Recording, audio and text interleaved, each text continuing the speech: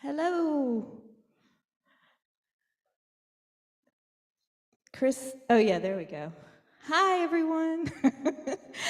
So I'm Linda, Co-Spiritual Program Coordinator, and I have just a few announcements for those of us here in the Gampa as well as online. So first of all, there's still opportunities to sponsor Venerable Robina's teachings. So please, or make a donation. If you sponsor at the $150 level or higher, you will be invited to a special event. It's an appreciation tea with Venerable Robina on Saturday. After the teachings, it'll start at 5. Thank you to our host.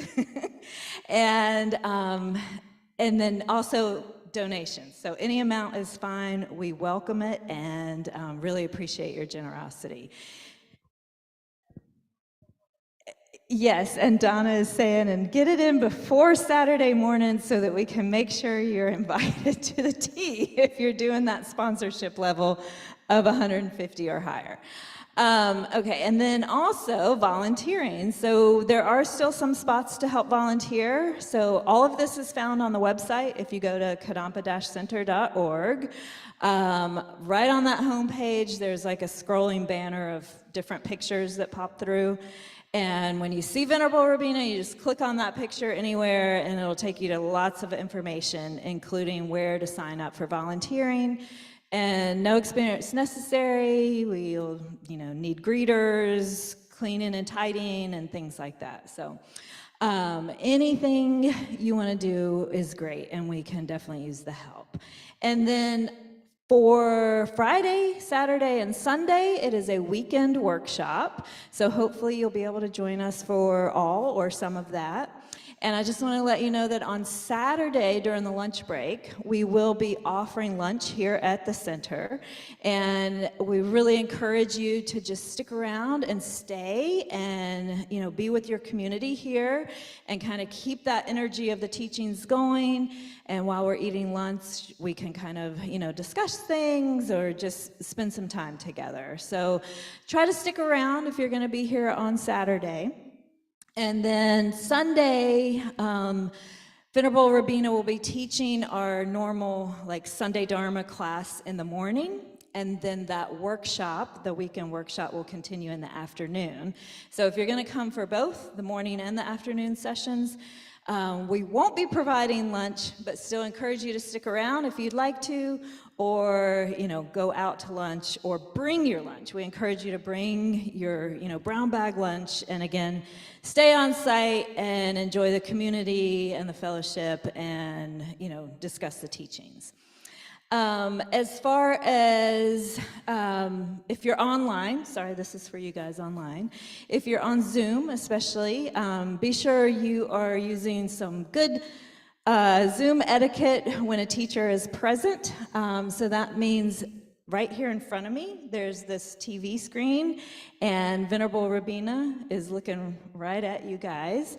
And our teachers, including Geshe-la and Venerable Robina, and most teachers want to see your beautiful faces. So if you can have your camera on, we encourage you to do so.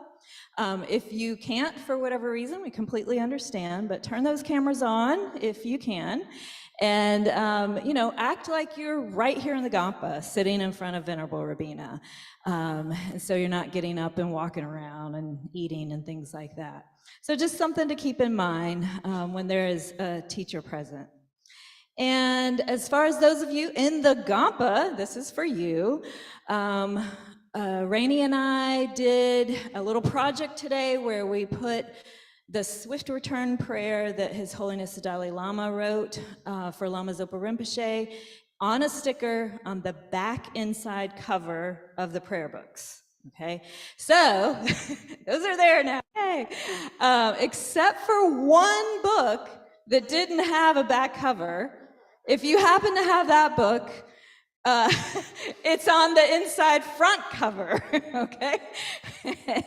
And if you happen to have a book that doesn't have a sticker in it, please let me know, because I have a few extra stickers up here. So, if you happen to come across one, just let me know, and I'll give you a sticker to put in there.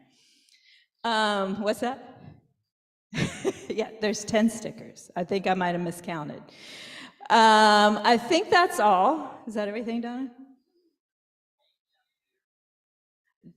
The weekend workshop, Donna is reminding me, the title is Face Death Without Fear, and it's based on a book. Was it a Lama Yeshe book? Anyway, it's all online. Oh, and speaking of things online, the notes that Venerable Robina has put together for us for these two books, Mahamudra as well as Facing Death Without Fear, are online. So again, if you click on the Venerable Robina picture there on our homepage, and just scroll down a little bit, you'll see there's two different links. One she has formatted for looking at on a phone, and very handy, and another one she's formatted for looking at on a tablet or a computer. So she's really done us right by that. So all that is on the website. You can access it there.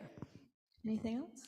And I'll just say really quickly, if you are online and you have questions, you can just raise your hand on Zoom and we'll get you. Venerable Robina is here. Hello.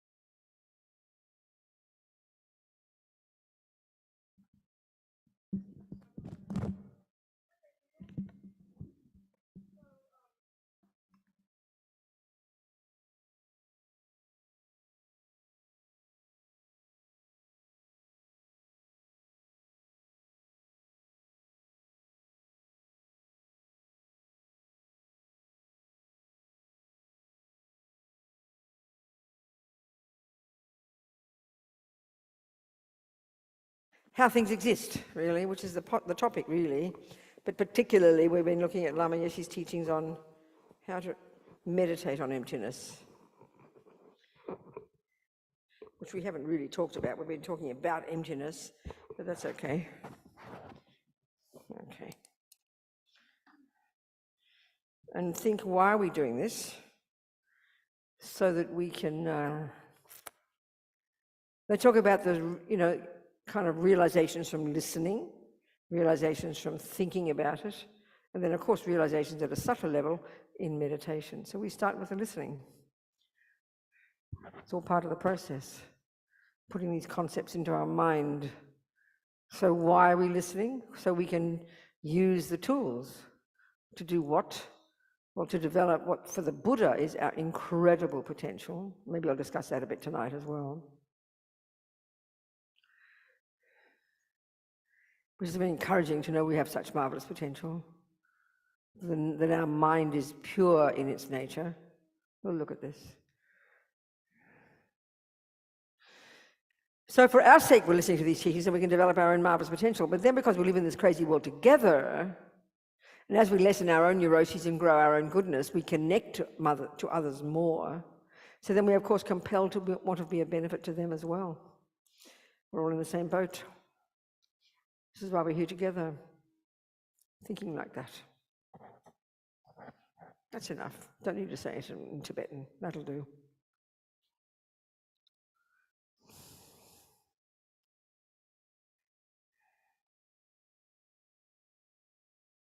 So Lama Yeshe had this marvelous... Oh, I didn't bring my iPad.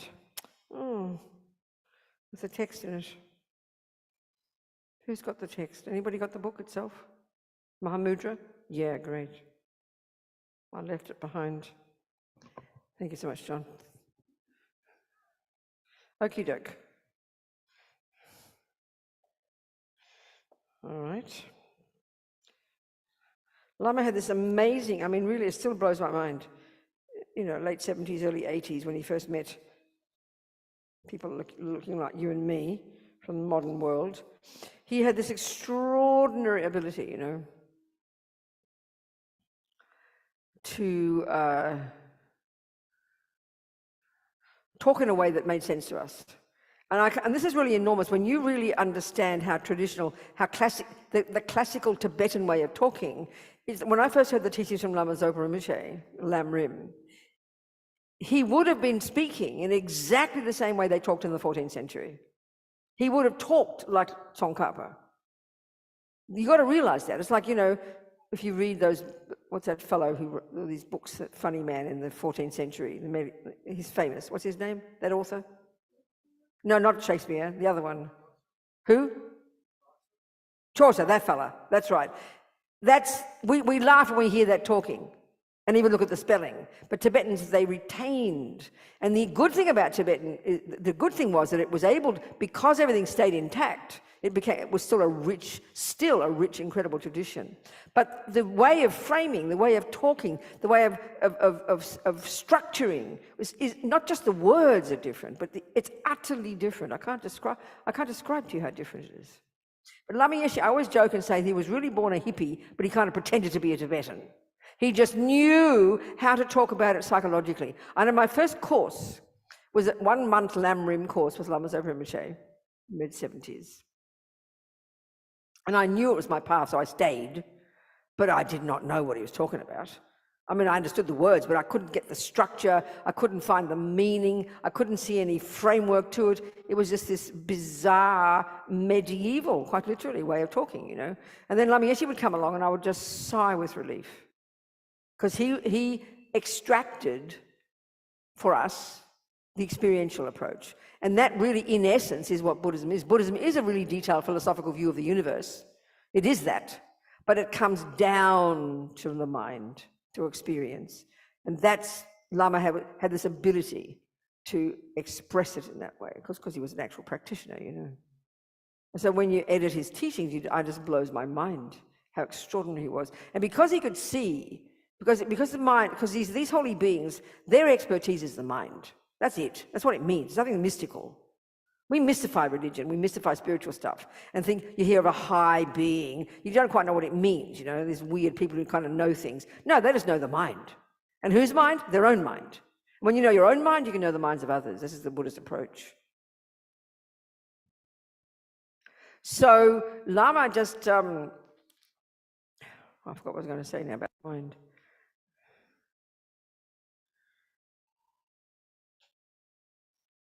I lost the plot. Sorry, I forgot the point I was going to make. But I think, you know, I don't think I would have stayed around if it hadn't been for Lama speaking in this way, you know. It was extraordinary. And he just, also too, he found words, like he would, you know, when you edit him, you realize, you know how the word affliction, the word they use typically in Buddhist psychology, in English, for the neurotic states of mind? You know, like attachment and anger and jealousy and blah, and the root delusion, ego grasping, like we're talking. The term there is called affliction. It's an affliction, which is a very nice English word, but we don't use it. It's medieval, you know. We don't use that. We don't say have an affliction. We just don't talk like that. And somehow Lama just knew you didn't use it. He never used it. He never used that word. He found so many other ways, wacky, weird phrases, you know, like dualistic puzzle, he'd say. He's referring to the delusions, you know. He was so concerned, he wanted only to convey to us the way the mind works, because that's the expertise of these Buddhists. As you progress in your practice, that becomes your expertise, if you're doing it properly. You learn to know the mind intimately.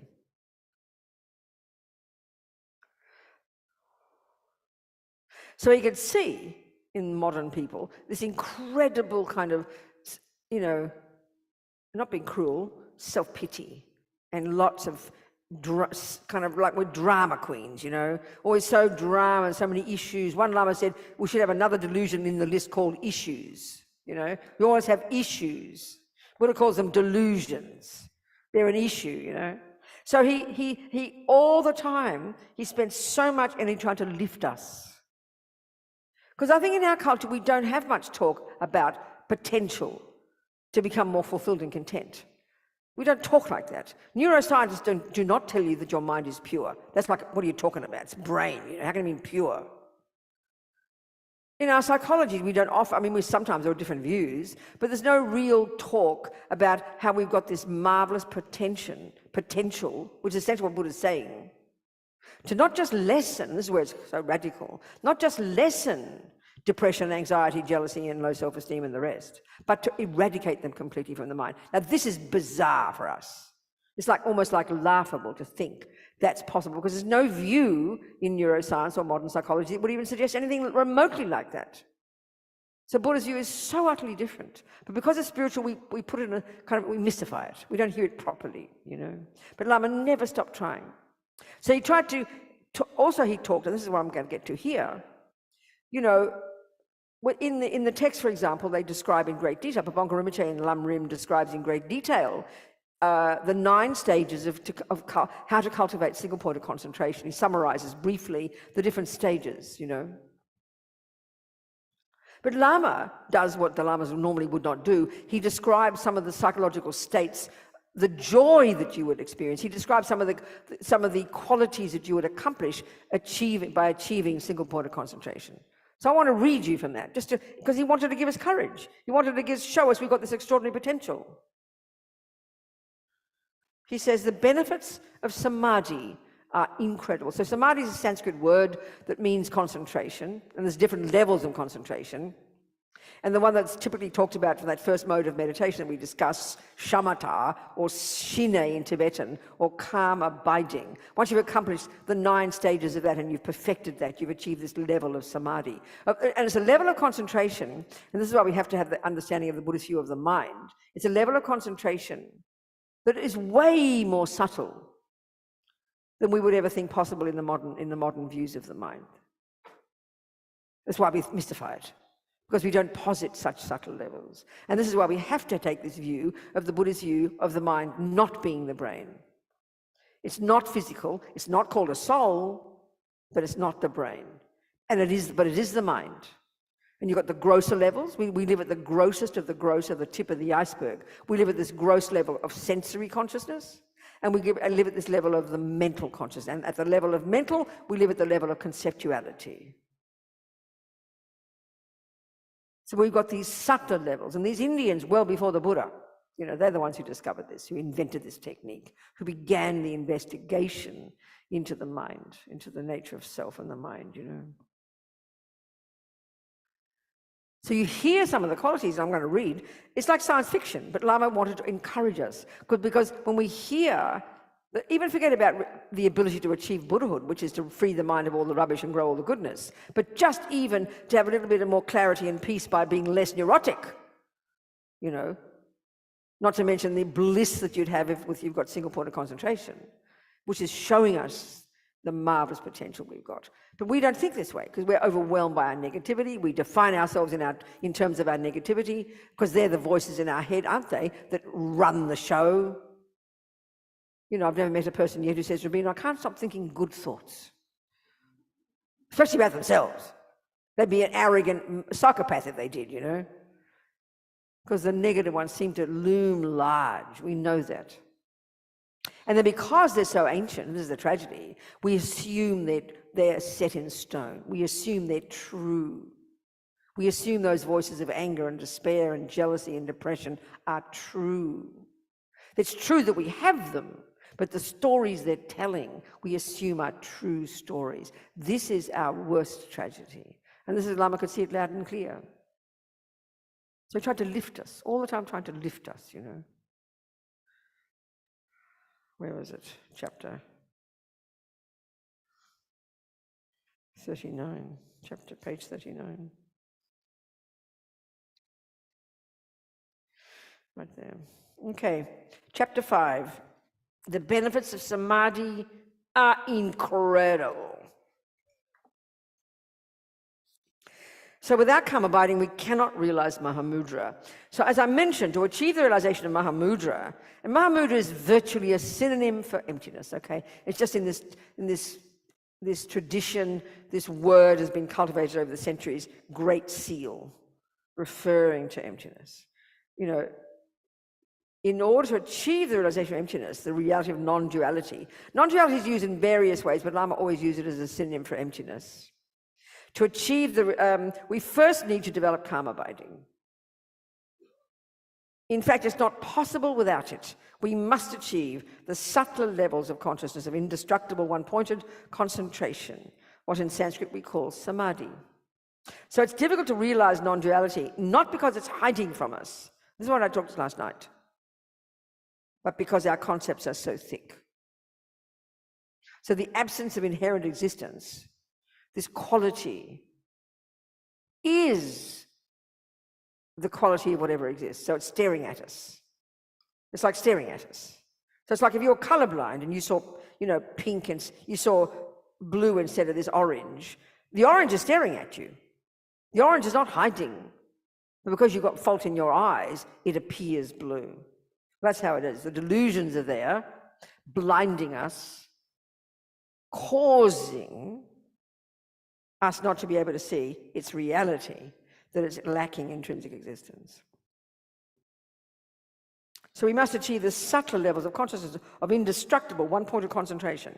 So it's difficult to realize, not because it's hiding, but because our concepts are so thick. So we must refine our concepts. We must achieve subtle mindfulness, subtle awareness, subtle clarity. Otherwise, there's no way we can see the unconscious levels of ego grasping an independent self. It's hard to think that achieving this subtle level of samadhi is like accessing the microscope of your mind. It's a good way to put it.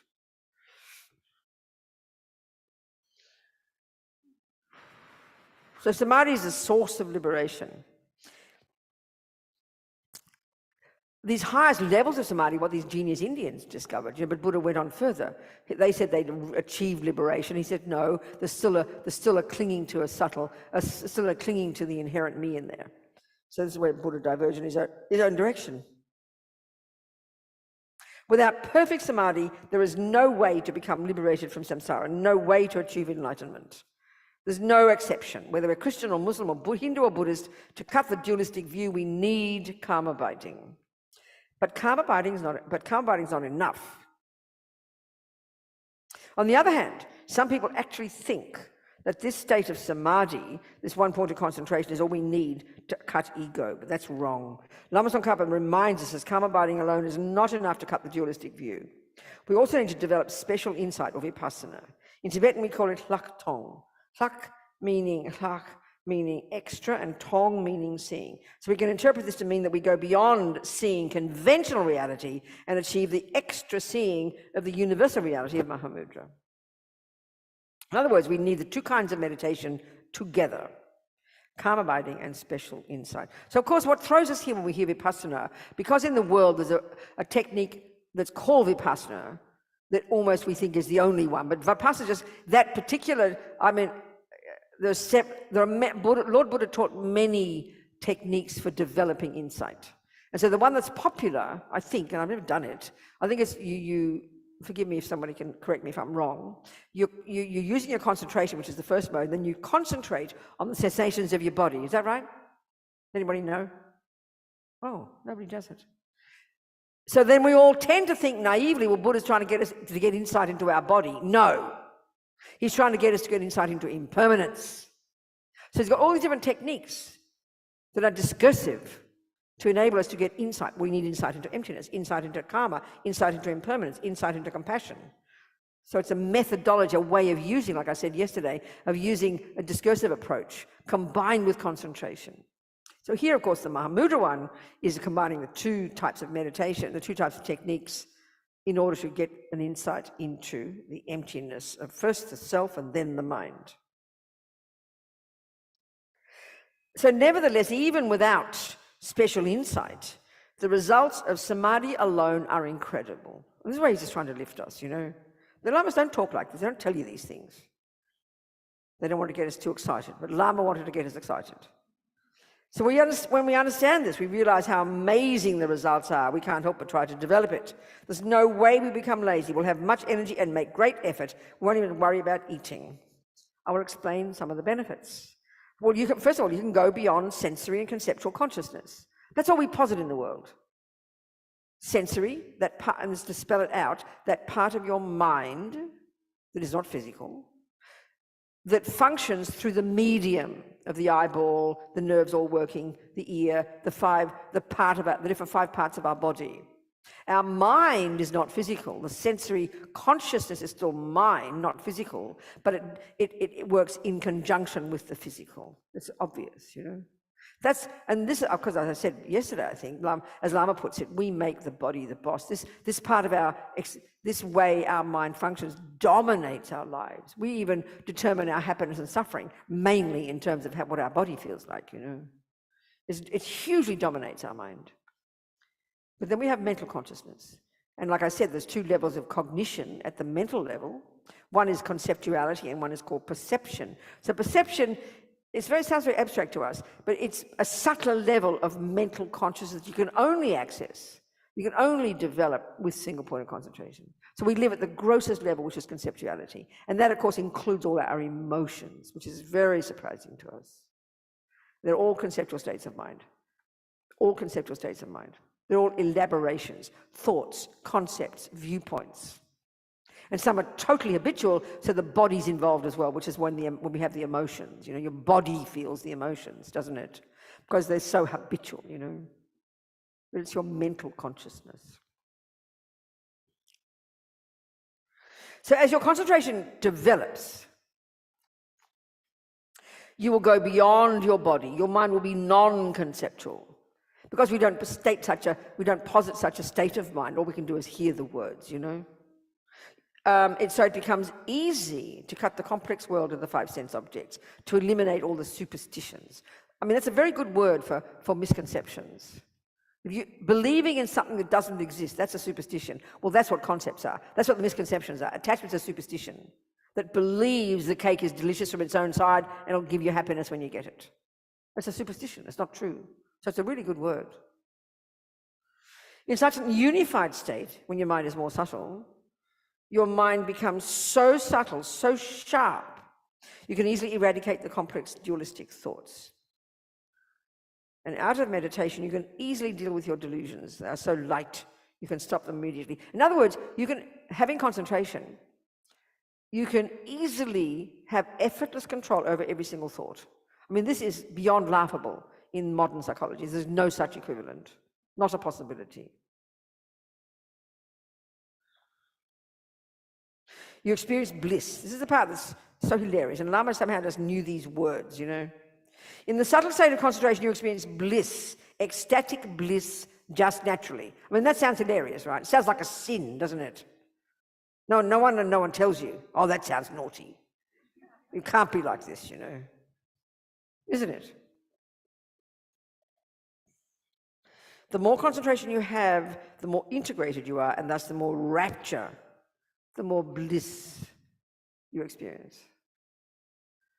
And I'm still waiting.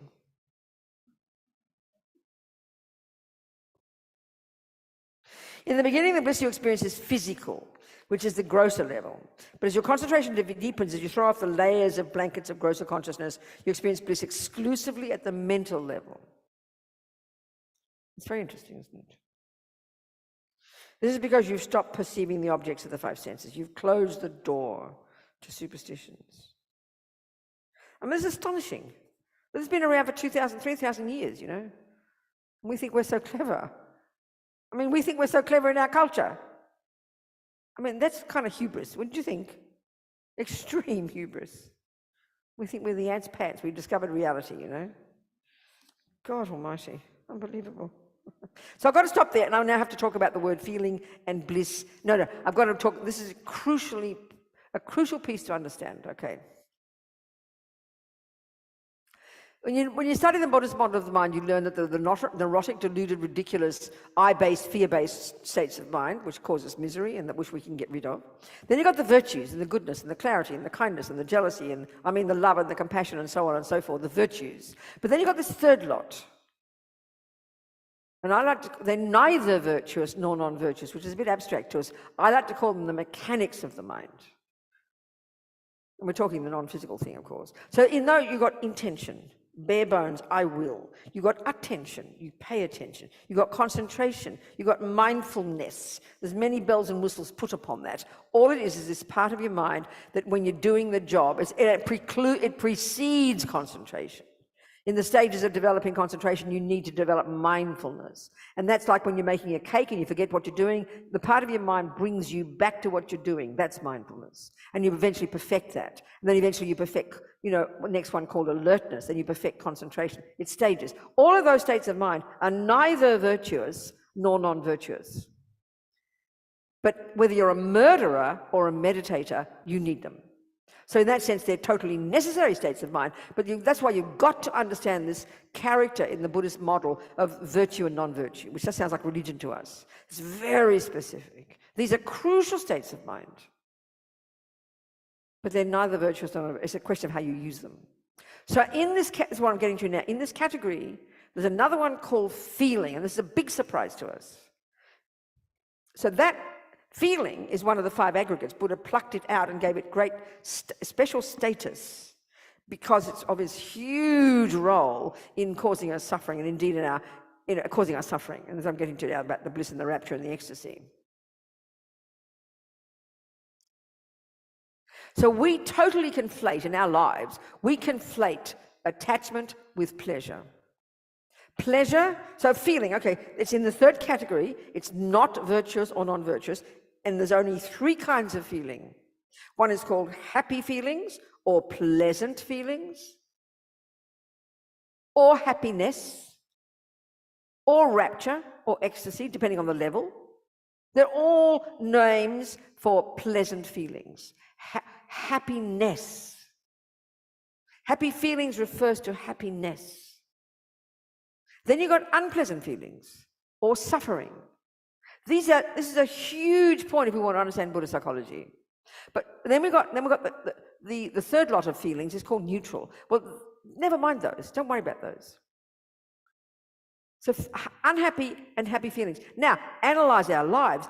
Every being in the universe, every choice we make is in order to stop having an unpleasant feeling and to get a pleasant feeling. That's it. But we conflate it virtually. We conflate it with attachment, and this is a massive mistake we make. So, what's happening is this: we've got attachment, which is a delusion, which is emotional hunger, this feeling of dissatisfaction. I'm not enough. I don't have enough. I am not enough. And that's from the habit of following attachment, which always disappoints us. So we build up this dissatisfaction. So then because you have dissatisfaction, I'm not enough, I don't have enough, you hanker after something. And naturally you hanker after the objects of the 5 senses. This is the first level, it's obvious. And this is the energy of attachment. So then you're feeling you're missing something, so you're hungrily wanting something. This is emotional hunger. You want something, so then you think it's the shape or the size or the cake or whatever it is. And then the point is, attachment's job then is this emotional hunger that drives us. It's like driving all the choices we make. And then you see the cake, that brown triangle, and because of habit with it, your attachment exaggerates its deliciousness. And all of this is to get what? Is to get the cake in the right mouth, the right hole, here. Why? Because it will trigger pleasant feelings. So as far as we are concerned, we might as well say they're the same thing for us. Getting what attachment wants is the only method we have for getting pleasant feelings. So, but the pleasant feeling is neither negative nor positive, and it is not attachment. But attachment's job, because we believe mistakenly the cake is the object, the contact with the cake, and it's in the 12 links of dependent arising. There's the emotional hunger there. Then you make contact with the object, and then that next millisecond, pleasant or unpleasant feeling arises. And this is what keeps us in samsara. So this is where, like, the strength, okay, the strength of the pleasant feelings that arise upon contact with a certain object, let's say chocolate cake, the strength of that pleasant feeling is equal to the strength of your past karmic connection with that. So look at the negative actions. I always use the example of this little fisherman, a little boy. I use example. I mean, of the son of a woman. Never mind. Little boy. He fell in love with fishing at the age of like 5 or something. So what happened is this: he's got the past karma of killing from being in the lower realms in the past. He's finished the karma. He gets a human birth like a miracle, and then he meets fishing. He makes contact. That's what the links. Contact with that object. That millisecond, in his mind, intense pleasure right there, first of all, was triggered. Why? Because of the habit of having done it in the past. And the next second comes attachment, craving, that then paints a picture of this fishing and makes it look divine. So of course you're going to go fishing again, because it seems utterly logical. You meet fishing, pleasure arises, attachment makes it look divine. Of course you decide you're going to go fishing again. That's the mechanism that keeps us in samsara. This is the tragedy. I mean, luckily we just get excited about cake, not about killing people. You know, can you imagine having the karma to kill and get pleasure from it? The pleasure is equal to the karmic connection with it. So look at the pleasure we get. I mean, the big one for most of us in the world is, is contact with another human body. Or who knows what these days, people are flexible. I mean, we're just degenerate times, We'll try anything to get us some pleasure. So of course, because, this is the thing, this is the interesting point, because of the habit. The habit, this is how karma plays a role. It's fascinating. So the thing that'll give you incredible pleasure is because you've done it before. So when you think about, especially the negative ones, the harming. I remember years ago in what state, there was no death row. I remember this fellow, Kansas, I think, and he called himself BTK, bind, torture, kill. He killed like 35 people over the years, and he got caught eventually. But he had he had dungeon, and he built this special way of he kidnapped people, always more than one, because he wanted to see them having fear, and he had fear, tortured them, and then he killed them. Bind, torture, kill. So you can say he had this intensely strong karma with torturing in the past. That's why it gave him so much pleasure. This is really incredibly shocking to hear. So of course, we can't even say no to the cake. It's just a cake. Luckily, we don't want to kill or torture. I mean, a friend of mine in prison on death row in Kentucky, my friend Mitchell tells me about him. I know this fellow. Mitchell's a Buddhist. Mitchell said, Robina, he thinks of torture all the time. Why? It's because he's got past karma. This is what you've got to factor in karma to understand this, because nobody tortured him. So according to psychology, there's no reason why he wants to torture. Past karma is there. And so the moment you see the object, and it triggers pleasure right there. And the stronger the habit, the more the pleasure. So no wonder we're locked in samsara. No wonder we have no choice, virtually. And then attachment kicks in the second later and paints a picture that makes it look divine. This is the tragedy of samsara. This is the 12 links, So we want pleasant feelings. This is the point of why you even want to have cake or anything, is you want pleasant feelings. You don't want the cake. You want pleasant feelings to come from the cake. It's pleasant feelings that we want. Those are the 5 aggregates. Buddha gives it such special status. All we want is pleasant feelings, which is called happiness. So we have all our own views of where happiness comes from, isn't it? Boys and girls and cakes and houses and books and dogs and God knows what. And Buddha's saying basically this is what samsara is. It's so tragic. He says, you guys think, this is samsara, here's what he's discovered, that we think happy feelings are what we get when we get what attachment wants. We have no other method. He says, I found another method. You're mistaken. Happy feelings are what you get when you give up attachment. So with samadhi, they all say, people who get some experience in meditation, especially if they're serious meditators, they will all say, especially when it gets to the mental level, as Lama says, that the pleasure is calm, is peaceful. Now, I mean, if you look at any pleasure we have from sensory objects, it ain't peaceful. I mean, look at, I'm not being gross here, but you hear about intense pleasure, sexual pleasure. People are like hysterical. Not being rude, do you understand my point? The mind goes completely berserk, as Lama Yeshe puts it. Because attachment makes a mess of everything. And the senses are so gross.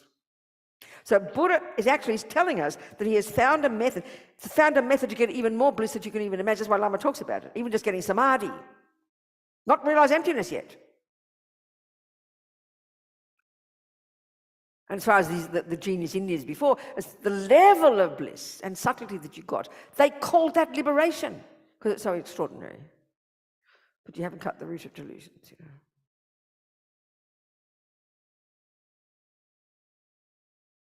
So pleasure is the point for the Buddha, but he doesn't talk like that because it sounds like a sin, doesn't it? Oh, pleasure.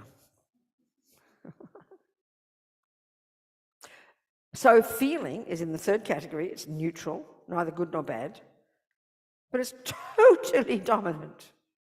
And it is not the same as attachment. They're completely different states of mind. And that's why eventually, you see, as we know, the Buddha says the cause of happiness, meaning happy feelings, is practicing virtue. Which sort of sounds boring, you know. We want exciting pleasure, don't we?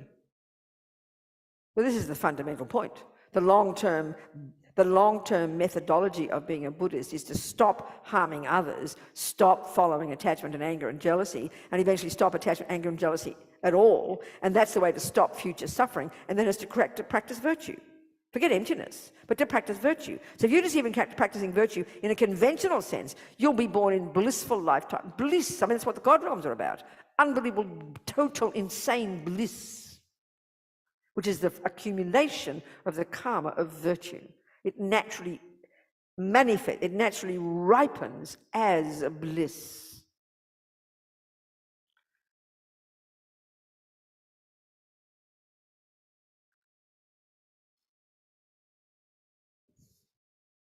I wanted to say that.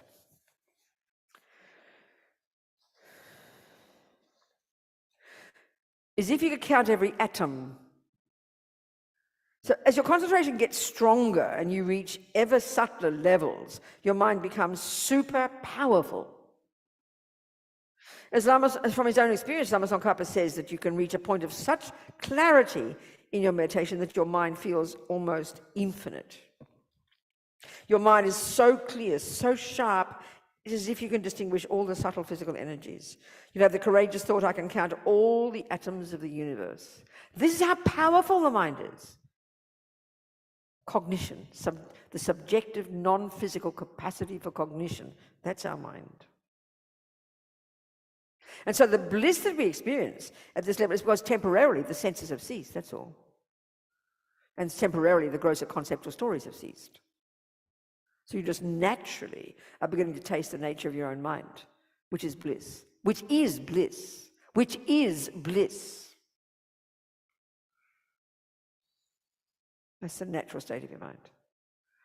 So of course, as I think as Buddha says, we've had concentration countless lifetimes. We haven't used it to realize emptiness. That's why, you know, in the Lam Rim, excuse me.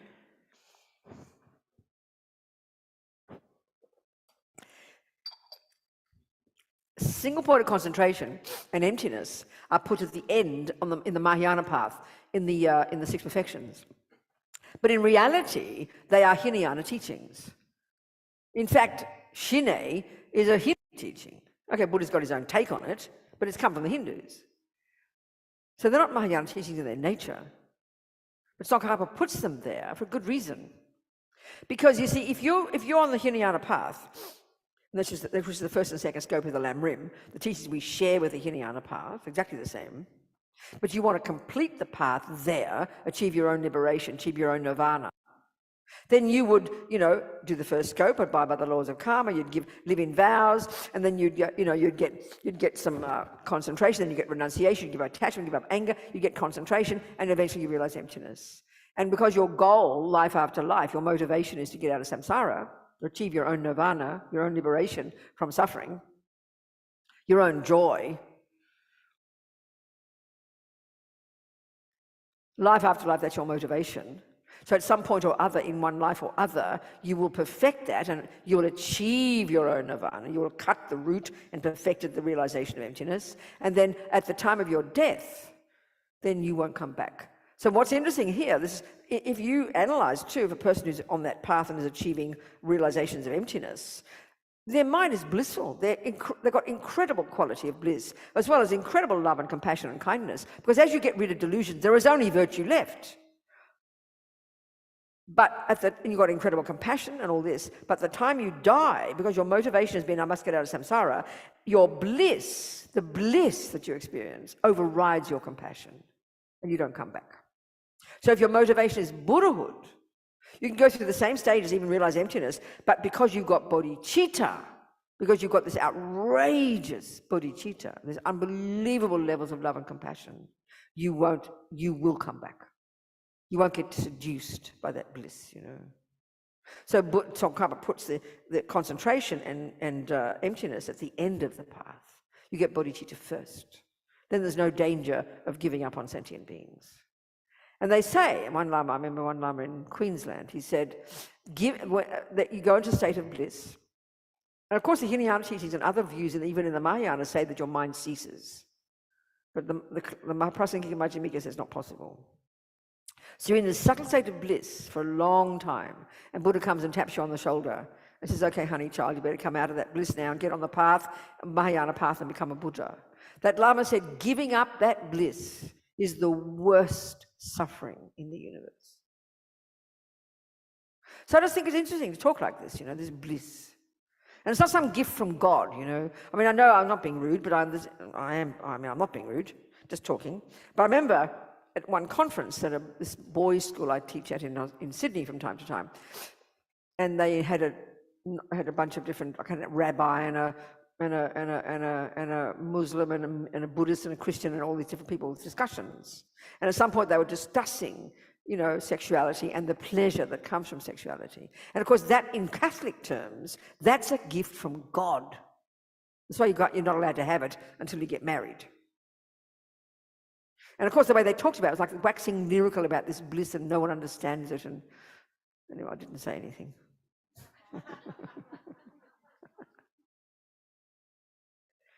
But it's kind of fascinating. And as these Hindus came up with this one, they discovered this bliss first and the methods of how to get there.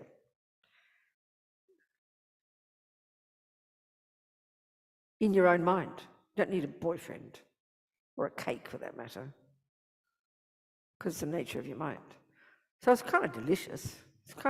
It's encouraging. That's what Lama's telling us. It's encouraging, you know.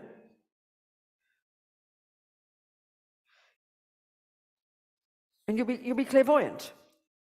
So Lama Tsongkhapa says that you'll develop clairvoyance. According to the Abhidharma teachings, there are two kinds. One is what we understand as intuition, like an untrained sense that we all have to some extent. You know, you might feel strongly without any logical proof that something has happened to your friend way back home. We understand that. And the way I like to think of that is, we've got in the tantric model of the mind, we've got gross consciousness, subtle consciousness, and extremely subtle consciousness. Gross consciousness is senses. And then you've got the grosser level of conceptuality. And if we're overwhelmed by delusions, which are very self-centered, you've got no intuition at all. You've got no sense of other people's feelings at all. You see everybody in reference to whether they make you feel happy or not. But if you've got a bit more space in your mind, you get a connectedness with other people. You know what they're feeling. We all have that. And that's kind of because our minds are a little bit open. I think that's very real, that. You can walk into a room and we say you cut the energy with, you can cut the atmosphere with a knife. Because the people are just in the middle of having a fight. They've stopped talking, but you can feel it. So that's really fascinating, isn't it? Just their mind, you can feel it, their mind. So it's not impossible to have clairvoyance, it's obvious. We're seeing them, we're feeling their mind, you know, right there. That's the kind of normal one. And then you've got, of course, the one that we're discussing here, which you can get in meditation. So it's not just a hippy-trippy thing that you have moments of, flashes of it, you know. Not like that. Some people have that, and that's because of past practice, but we don't have techniques of how to get it again, you know. This is how to get it again. Single point of concentration. You're able to see long distances as well as other people, including their minds. At first, your experience seems a bit like a dream, but the more your concentration develops, the more clearly you can see, just as you would if you were there in person. This kind of clairvoyance is not imagining something, you know. And they would also say, that Buddha says that you really can't begin to help sentient beings until you have this. You can't begin to see how to help people until you have clairvoyance, you know. And it's one of the natural qualities that you get deeper and deeper and deeper as you progress spiritually, not just with concentration, but as you get more and more powerful spiritually. And so it's absolutely crucial in order to really understand how to help people, you know. Yeah, that'll do, just to get us excited. Any questions? Any questions? Yes. Yes, Robbie. Thank you. Yeah. Thank you. With the deluded minds that we have now, pleasurable feelings almost always lead to attachment. Unhappy feelings almost always lead to aversion. Yeah. Would it be accurate to say that neutral feelings lead to ignorance? Well, I think, you know, the way they talk about neutral feelings, and I don't think I've got a feeling we don't have many neutral feelings. We have mostly attachment and aversion. I mean, the pleasant and unpleasant, because neutral, they talk about in great detail, the highest, those dudes on the Hindu path, the highest level of the formless realm, they've got neutral feelings. It's neither happy nor, and it must be, I mean, I don't know, I don't study it enough, I don't know, but I wouldn't be surprised that it can lead you to ignorance. That would make sense, wouldn't it? It would make sense, Robert, I think so. I don't know enough about all that, but I think it would make sense. Yeah. Yeah, so the biggest one, this is one when we can know clearly, is what a point I was trying to make before, that attachment and pleasure are not the same. And when we can know that, we can start analysing our experiences with the chocolate cake. Instead of just merging with the experience and not analysing all the bits and pieces, you know. Making it more analytical, more clear. And the realize, I found that very powerful. I remember talking often, I asked my questions from young Rinpoche in Portland. I'm very close to him. I ask him questions sometimes. And I said, it seems to make sense that for that fisherman, the intensity of his pleasure, just upon seeing fishing, was equal to the intensity of his karmic connection. That really is quite a revelation, I think. Because you look at sex. I mean, even if you look at the way we are humans on this planet, we are the result of past attachment. Eons before this human birth, they always talk about eons, billions of years, I suppose, before there were... No, this is my own question, it's my own thought. I wonder when humans really did start on this planet. If you think the Buddha's view of a human, not like the monkey guy, you know, not like that. A human is defined by virtues. And I remember one time on the BBC, there was a talk from one of those people who study... What are those people? Archaeologists, not them. Anthropologists who study human civilizations.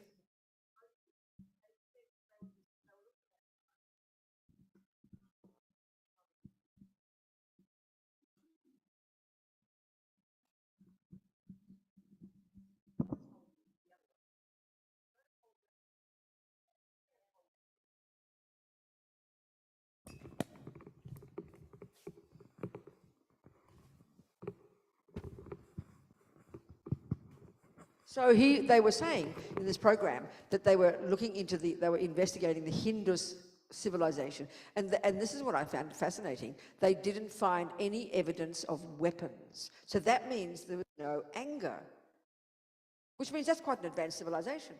That's what Buddhism means by human. The delusions we share with animals, not being rude about animals, virtues are the human characteristic. So I wonder when actual real humans, it must have only been a few thousand years ago. You see my point here? I find that kind of interesting. I mean, people that look like humans, you know, because this is how we try to see it in the materialist world, this evolution business. So before that, what I'm getting at is this, before this planet, Human is a state of mind.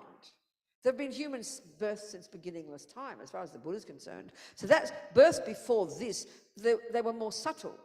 The human mind was super intelligent, and because there was not much gross delusion, karmically, the physical energies, which are the four elements, were like subtle light. And these births lasted a long, long time. Of course, this is science fiction for the Western world.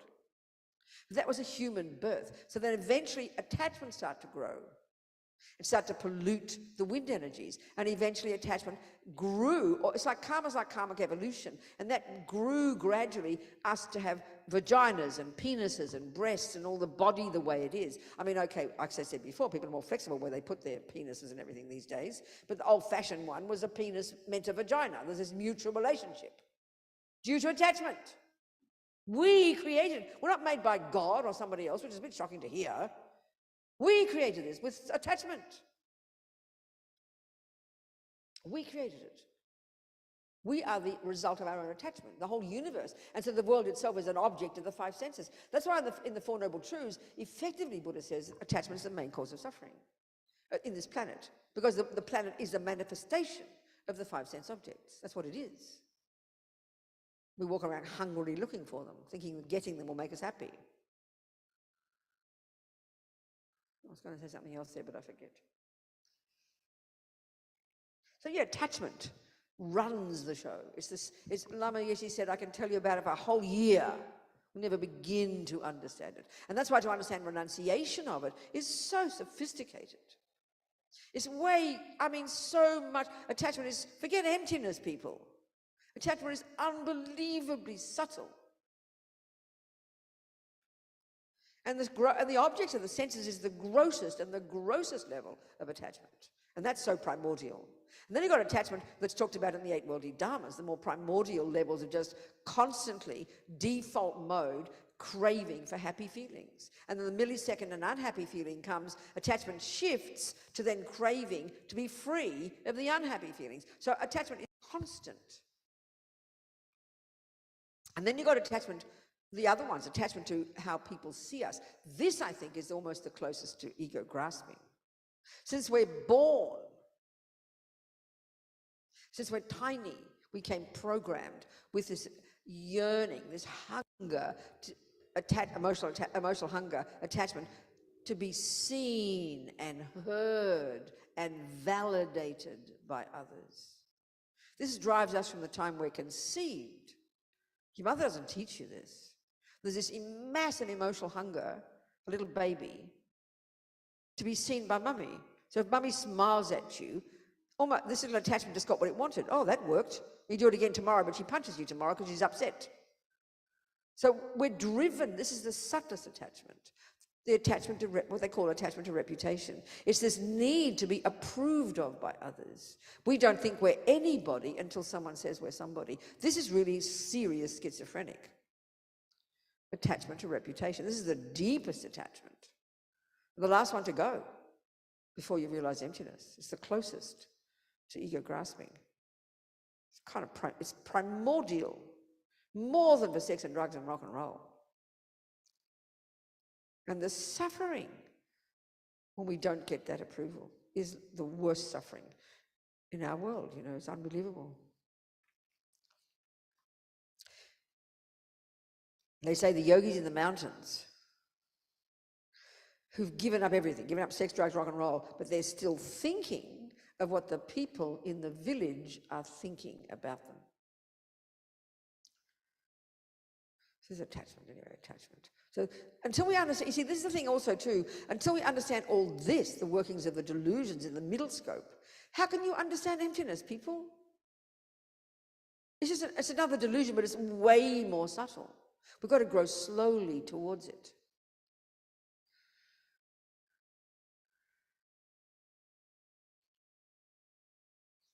So anyway, yes, we need samadhi to concentrate, get that. We need samadhi because we need the subtlest level of mind. That's all. It happens to bring this bonus of bliss. That's all. We need to get to that subtle state because it's the subtlest, that's most capable. And that's why also in this book, the last chapter is a glimpse of Tantric Mahamudra, which is basically the method we need, deity yoga, in conjunction with, say, the inner fire. Because actually, it is said that you need, according to this model, this view that we learned from our lamas, you need to practice Vajrayana in order to get enlightened.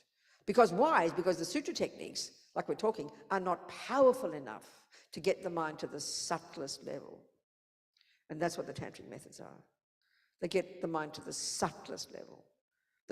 What brings the mind to the subtlest level is the bliss that's generated. Because bliss is utilized. This bliss is utilized in the Vajrayana system. It's a very extraordinary view, you know. It's the last chapter, a glimpse of Tantric Mahamudra.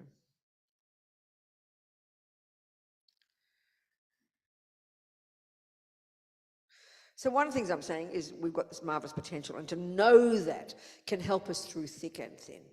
But we have to really know it kind of and have confidence in it, not just cross your fingers. It's the nature of mind. This is the natural state of mind, to be blissful and clear. We've never been blissful and clear. When it says that your mind is pure, we tend to think you've been pure once and then you've lost it. No, but the potential is always there. That's what Buddha nature means. We all possess Buddha nature. And we don't talk this way, we don't use these language, but it's very delicious. It's like, I always think of the example of an acorn. We know when we learn it, and you have to learn it first, it's not evident, that little shape, that thing, is a potential oak tree. That's its nature. That's what defines it.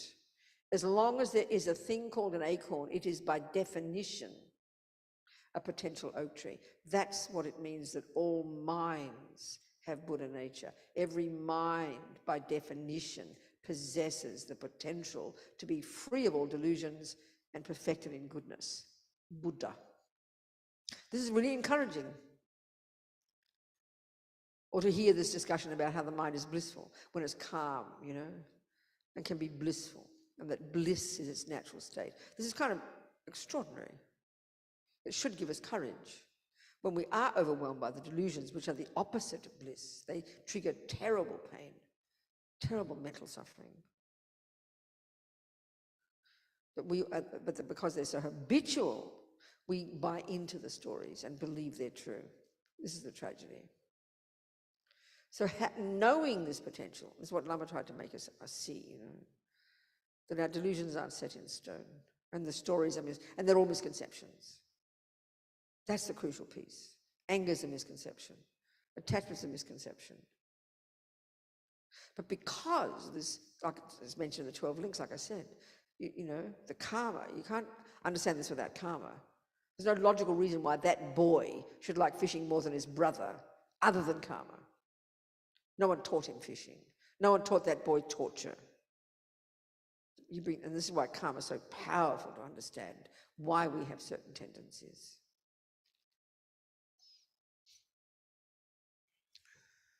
And so that's why at least the first level of practice is stop harming others. At least that. At least stop harming others. And why you would harm is because of the habit. So it's a pretty intense practice. And that's why we might have a tendency. We've got tendencies to harm others in the mind. And like my friend on death row, this fellow, he can't afford to go around torturing his mates on death row. They won't let him. So he's going to have to live with it in his mind. And this is what distresses us. We can see our mental habits are very strong. You might want to watch pornography all day, or jump on horses or something, or have horses jump on you, whatever. Just talking. And of course we feel shame, we feel guilt, we don't know where it comes from. Karmic imprints, people. Karmic imprints. And the interesting thing is we've had countless lifetimes, and one of the functions of mind is that nothing ever goes astray. Everything's stored in our memory. And then there's the karmic tendencies. So when we understand it's a karmic tendency, that's why the discipline of the very first level of practice of controlling your body and speech, of living in vows, is so tremendously important first. You control the servants of your mind. So yeah, you've got to live with that wish to jump on girls all day, or jump on horses all day, or torture. But it's okay. You don't carry it out, so you're weakening the habit. And so we shouldn't be scared of our mind. We shouldn't be scared of what's in our mind. We should see it nakedly, recognize there's a habit there, just from having done it before. It doesn't define us, but it's a habit. So when we see the benefits of not following that habit, of course it's painful. That guy on death row, he thinks of torture all the time. Of course, he would actively have the fantasies. That's a problem. So this is why it's so difficult having the thoughts, not following them by doing it, but also trying not to follow the fantasy. It's hard work. This is intense stuff, you know. So we've got to be very honest with ourselves, very sincere, and see our mind, see our tendencies, own them, and then know we don't want to follow them for our own sake. We don't want suffering, we're sick of suffering. And know that by not following them, you are weakening them. So be happy with that. It just takes time.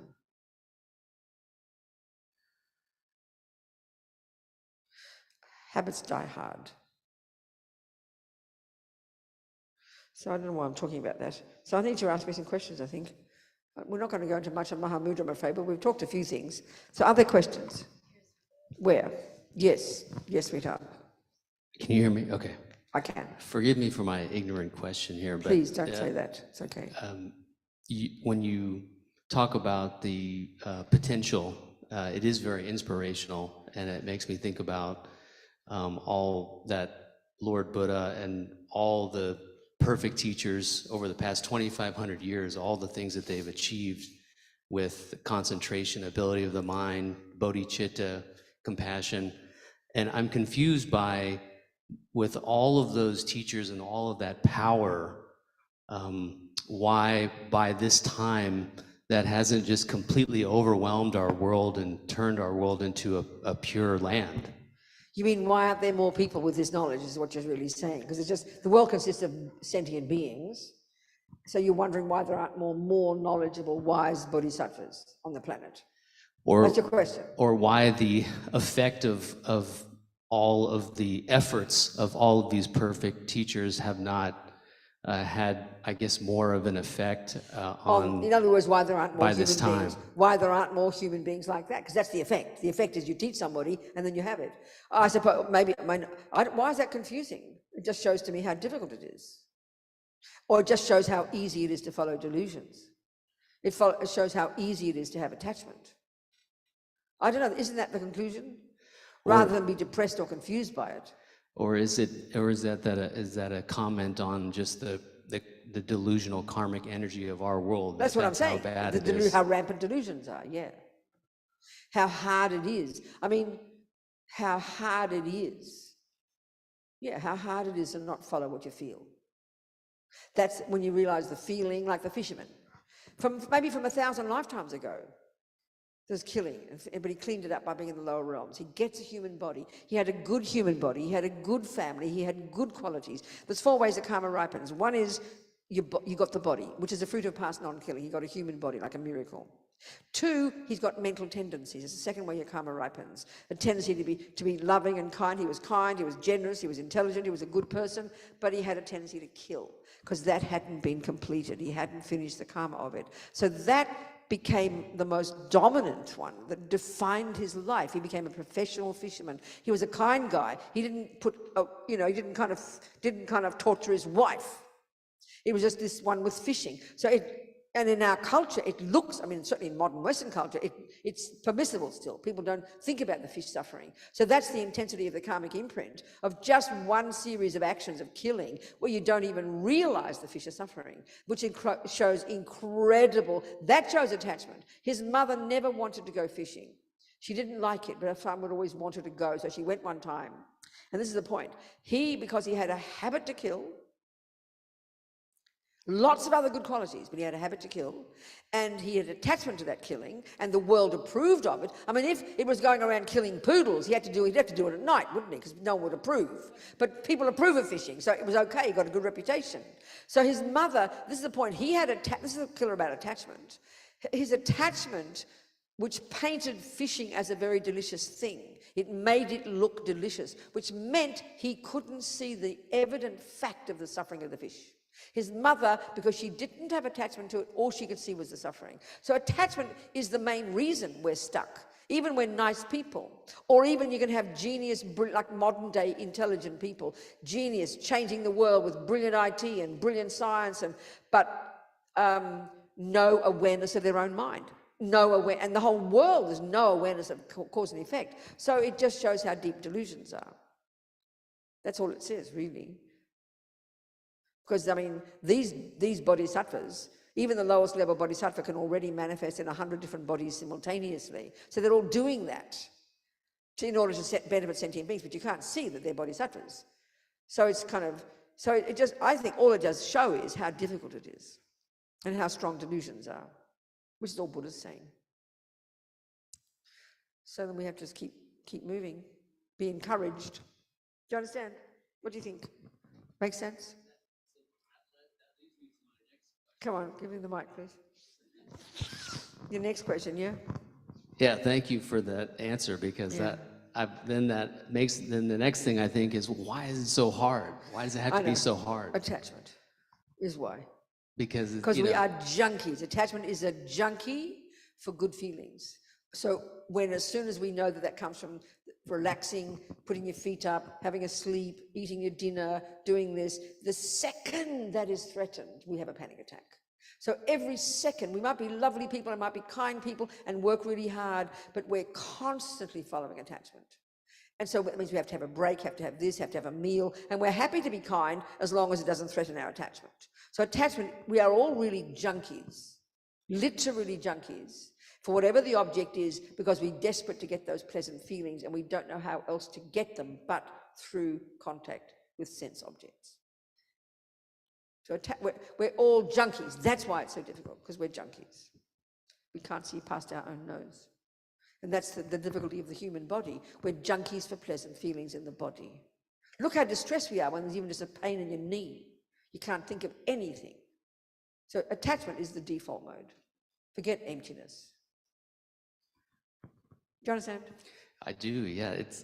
I don't understand when, like, my mom tells me, okay, eat your vegetables, don't eat this because it tastes good, but it'll make you unhealthy. And so I can so much more easily listen to that and not follow my attachment or my feelings for that.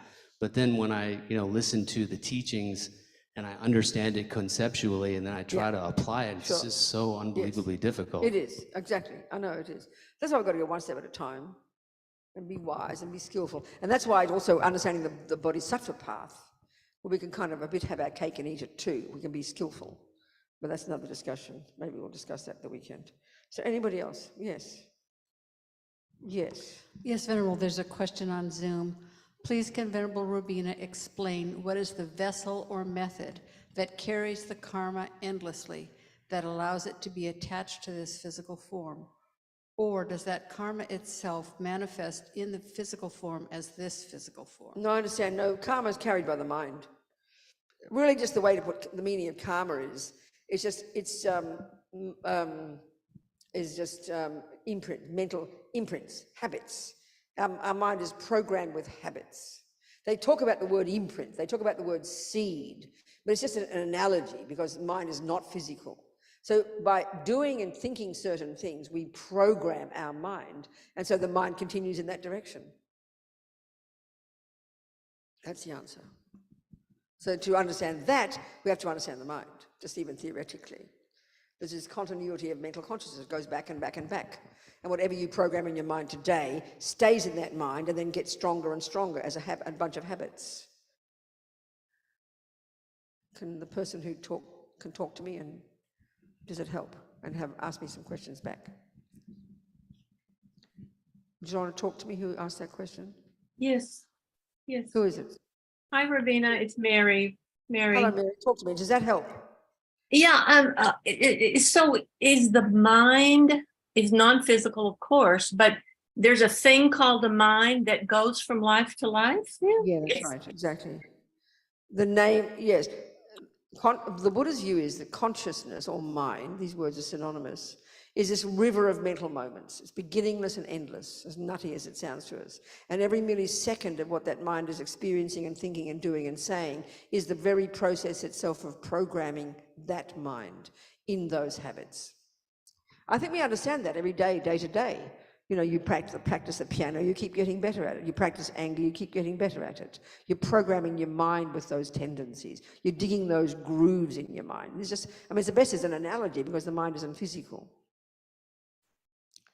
And they talk about sowing seeds in the mind. Everything you think and do and say, nothing goes astray. And you sow these seeds in the mind, and then those will ripen in the future. 1, as your rebirth. 2, as your tendencies in that rebirth. 3, as your experiences at the hands of others, because we're very social creatures. And 4, even impacts upon the way the physical world impacts upon us.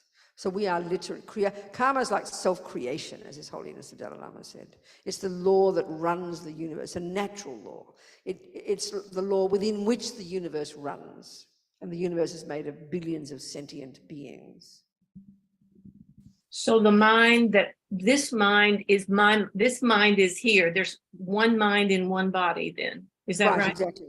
At the moment, but as you progress, as you get single point of concentration and you access these more subtle levels, and as you develop qualities and get compassion and then realize emptiness, your mind becomes more and more powerful and more vast. And when you get bodhicitta, even the lowest level bodhisattvas already has the power to manifest that one mind in many different forms for the sake of sentient beings. To the point where you become a Buddha, you have the power to manifest in countless bodies throughout all the universes continuously to help others. Okay, so when you talked about when you die, you want to go straight to the Pure Land, right? You want to go to, you said when in Nepal, I remember, or something. I did the death and dying years ago. You said you want to go straight to Amitabha, the Pure Land. Yeah, when you die, there are 2 options, basically. If we're ordinary beings without realizations, you get another type of, you at least get try and get another decent human mother. That's the first one. You don't want a dog's birth or an insect birth. That's a drag. And then, or the other option is you can get born in Amitabha's Pure Land. That's how they talk. And then you get enlightened very quickly there and then come back again as a human and be useful. Or that's where you could also come in many different forms, right? Whatever. Not necessarily. In the Pure Land, you just get enlightened quickly. That's the point of being there. It's in a subtle state of mind where your mind is very blissful and clear, and then you are surrounded by beings with subtle light bodies, and you've got a light body, and you can get teachings very quickly, and there's nothing interfering, and you're getting some realizations. This is how they talk. Okay, thank you. All right. Okay, darling. Okay, yes, at the back there, yeah. Go, this gentleman, he wants the mic. Oh, you go, okay, go, Andre, yeah. I'm hoping this makes sense. Okay. What, darling? I'm hoping this will make sense. Come on, I'm sure it will. I'm trying to squeeze my brain. Go. Squeeze your brain. You talked about attachment and then how attachment causes us to create things because of our being attached to these things. So we created the breast, the penis. Oh, you mean like karmically, sort of like karmic evolution a bit. Right, yeah, it's the programming. That's Yeah. exactly right. And That's so exactly I right. assume from that, then we created children. What do you mean assume from that? What do you mean by that? From that scenario, that attachment causes us to, our attachment to pleasure will cause us to create the breast. Yeah, and then the whole idea of having. And then rebirth, the concept of rebirth, meaning an egg and a sperm have to go together, and then a mind runs to that. Right, yeah. So then? Yeah, so my thinking is this, is it, because I know attachment is the cause of our suffering, but we do want children, right? Do we? Who's we? Excuse me. I mean, speak for yourself. Is that a selfish attachment? It's an absurd assumption. I mean, honey child, listen, here we are, where these, speaking from the bigger picture point of view, where these really gross beings, looking like a bunch of apes, best we can get, when you had a more subtle light body in a previous human birth, you don't need bloody wombs and penises and vaginas and a lot of puff and panting and worries and houses and mortgages. God almighty, you get spontaneous rebirth. Yeah. Come on, it's only because we're gross. I'm not being mean. Yeah. Because we've got gross bodies and we're running around like a half a person. So then you need to get this other person. You've got to kind of come together and then all this work. And that's how we get born. I mean, I'd rather have a spontaneous birth. You don't need to have that rebirth in the Pure Lands. Yeah. And if you're on the case and you're a highly evolved being, you can get born how you like. Need children. Come on. It's tough. I mean, it's the way we do it now. It's just how we are within this scenario of having these bodies, you know? Yeah. But now we have Petri dishes and things, but I don't know. Thank you so much. Okay, yeah, pleasure. Go back there. The man wants it.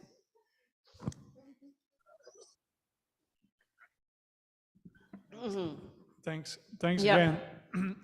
So earlier in the talk, you said that we need to become clairvoyant in order to really help others. That is stuck in my mind. So can you elaborate on why and how? Again? Oh, okay, yeah, of course. So then let's say, you know, if you're, yeah, okay. So let's say, you know, that little fisherman met Lama Zopa Rinpoche when he was a little boy. Lama Zopa Rinpoche, having been clairvoyant, he was a holy being and had a clairvoyant mind, he would have been able to see the past karma of this boy, and then probably could have advised the mother to keep him away from fishing. Very simple. As an example. It's a simple example. Because as long as he didn't meet the scenario of fishing, he wouldn't want to kill. You've got to meet the condition. That's a simple example. I mean, for you to even help anybody, you've got to know something about the person, isn't it? You've got to know something about them. Well, all we're talking here is knowing something about their past lives, which informs this life, why there are those tendencies. That's really, I mean, the way that I saw more and more, if we close to these lamas, like if we, you know, that because they can see our past lives, so many past, and can see the karma we created, and therefore can see in the most wise way what practices to give us that will be the most beneficial for us. Because we are the product of our past. This is the view of karma. Are we communicating? Yes, so clairvoyant in this sense is seeing the karma. Is literally like, it's like having a really good memory. You can see not just, I mean, we can remember a few things of this life. We can remember maybe a few things of today. Look at us. I mean, we don't think it's surprising that you can't remember everything of today, but our conceptual level of mind is incapable. So as you lessen those gross delusions and you can access a more subtle level, you can see more clearly your previous life, the life before, life before, life before, life before, life before. You can see crystal clear more and more in the future and more in the past and the future. Right now, we just are stuck now in this moment and we don't remember most things. What we do remember is distorted anyway, you know. And we just think that's normal behavior. But as your mind gets more subtle and more clear, your mind literally, you could say that you expand your capacity for cognition until eventually you're a Buddha. Your consciousness will be existing wherever there is existence, cognizing that which exists, all the past, all the future, and all the minds of all sentient beings. And now you're really qualified to help them. This is what Buddha's saying. Of course, it sounds like science fiction to us. But that's the point. This is how you really can benefit others. And your mind becomes as vast as space. As a Catholic, I used to love the idea of God is everywhere. That's the Buddha's view about the mind and its enlightenment. It is literally, in other words, your mind, which is not physical, right now it's stuck in this body because of delusions. But as you get rid of delusions, you literally expand your consciousness. You allow it to kind of go back and forth and in front and ahead and around. So how can there be anything that can confine your mind? It can't be confined by space or time or matter because it's not physical. And when it's clear and pure and enlightened, it can only see that which exists. And it is only existing wherever there is existence. It's the best way to put it. That's how they talk.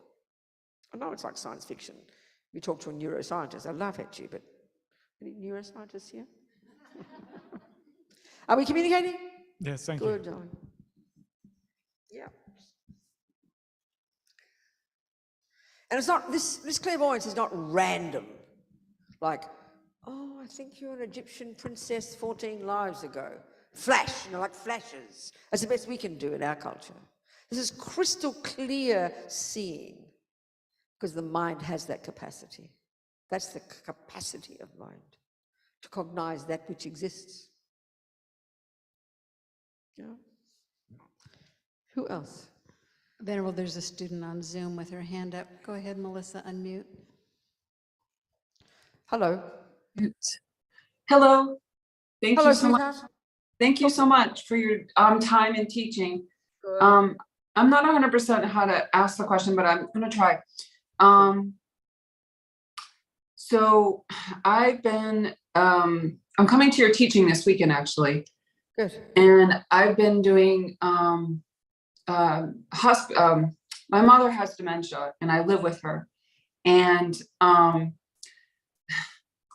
last night you were talking about like the lens that we have and how it can get, you didn't use the word dirty, but you know. Sure. Yeah. And before I started taking care of, I've done hospice most of my adult Wow. life. And Yeah. my lens is very muddled. And I can feel the attachment I have and the anger I have. And I try these practices of, excuse me. It's okay, darling. So you mean you get impatient with your mummy? And exchange, you know, like I wonder what, it confuses me a little bit. Not that I have a lot of time, because I used to have this real great regimen of meditation and been studying for a long time, but it seems to have gone right out the window. Like exchanging my, you know, equanimity, exchanging yourself for others, and empathy. Those are the things that, like, in my heart I have, but in my mind, I ebb and flow between the two for sure. But it's theory right now. It's not practice, and I need help with, like, in the moments of anger. I understand it's attachment. Like in those moments, how do I understand. So you mean basically the person you're taking care of, because they don't behave the way your attachment wants, you get angry. Right. Is it very strong anger, or are you just exaggerating your anger? I mean, there are moments of very strong anger. And the thing is, my nature, most of my life hasn't been an angry person. So this is not new, because I know it's, you know, it's not like I'm not someone, like I started swearing. I haven't sworn in so long. I'm dropping the F-bomb everywhere. You swear at your mom? Did you get a shock? I swore at my mom for the first time, like, in a very long time. I grew up, if I called my mom a jerk, I got punished, you know, like I called her maybe jerk twice in my life, you know, I was growing up. And now I'm at a point where in the moment, and like I said, it's this blend intellectually, because I have had a practice where I understand what's happening. I understand. So tell me then, so listen. So, okay. I mean, so you are really sincerely trying to help people, and you are really sincerely trying to practice. So then, and you've been practicing for a while, seeing your mind and everything, have you? Yes, I have, since 2005. And she has, just to let you know, she has Alzheimer's. So I have this interesting situation where every literally 5 minutes, it's the same scenario. So I get to kind of redo, you know? I understand, darling. So then it seems to me, I mean, in general, in your life, you've been a good girl, right? You behave nicely. Would that be true? Generally, yeah. Yes. Generally speaking, which is a really good quality. So have you ever noticed in your life that you did get impatient, but you didn't express it? Have you noticed that? Oh, absolutely. Of course. No, that's what I'm saying. So then, but now you're expressing it. Yes. So maybe it just means you're seeing it more clearly now. And you kind of, I mean, Lama Zopa talks about the dirt coming out. I remember, I always tell these stories, but there's one monk who was a serious meditator up in the mountains for years, you know, and at some point after 20, 30 years, you'd think he'd be a bit more patient by now, but he was really freaking out because he was actually out of his brain with extra levels of rage and arrogance. He was quite shocked and scared. And he went to Lama Zopa, and Rinpoche laughed and laughed and laughed and said, fantastic, the dirt has to come out. The dirt has to come out. So I think it's like, even if you go to therapy and you start to unpack stuff, vomit comes out, stuff that we're shocked about, we start to see our mind. So I mean, this anger, this aversion has always been in you, and you've been a good girl all your life and have, you know, you've controlled it. But because you're practicing, you're cleaning up your mind, sweetheart. I mean, you're seriously practicing. That means you're putting yourself in a washing machine. The dirt is coming out. So if you can just kind of maybe take that as I mean, if you weren't practicing, then I wouldn't have something much to say, you're just getting angry. But my feeling is you're loosening. When you practice, you're kind of loosening the grip of the stuff at a deeper level, and it comes to the surface. I don't think that's too mystical. So it's just, it's coming to the surface very strongly. Yeah. And so it's great. So you got to just protect yourself. Go and have a little weep. Yeah. Lie down and relax. You know, try not to hurt your poor mum, you know, that she, I mean, I know my sister whose husband was senile, she just said, well, when she shouts at him, he won't remember. And he didn't remember because next minute he's, you know, but I mean, she still felt so bad about being angry with him because she got crazy with him, you know, because she had no patience. So, I mean, it's for your, think mostly for your own benefit. Absolutely. Your own benefit, sweetheart. I can feel when, oh, sorry. Go on. Yeah. I was going to say, I can feel when, and I can say like, you know, absolute, you know, rage on Monday. And I can feel intellectually, like I said, it's a blend, and I can feel it, and not in an egotistical way. I can feel it hurting me. Like I go back, I try to go back and plant seeds, you know, either directly to her or other people, and dedicate it to her. Good job. I mean, I think you're doing perfectly with it. Just don't be scared of it, and just kind of try and control the mouth, you know. I mean, at least I mean, some people just about kill their mums and their dads and their husbands, you know, when they get. I mean, be happy. But I think I mean, try and see it as a good sign. You're seeing your mind, sweetheart. You're stirring up the mess. It's like you're in a washing machine. I think that makes sense. It does. Thank you. Coming out, you know, because you've controlled it all your life. I mean, some people have really good behavior, which is good, it's brilliant, but often it's because you've been a good girl and you've suppressed what's in there. So now it's coming to the surface, which doesn't mean you have to vomit it out, but at least you see. So be happy you're seeing it, sweetheart. Okay. Thank you. And how lucky your mother is to have you. This television screen should be turned around. You should be seeing these people. They're here in this class with you. And I'll have my computer here.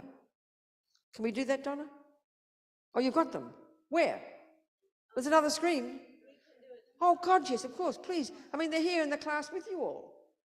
And all you can hear is a disembodied voice. Yes, please. Have it up there. Okay.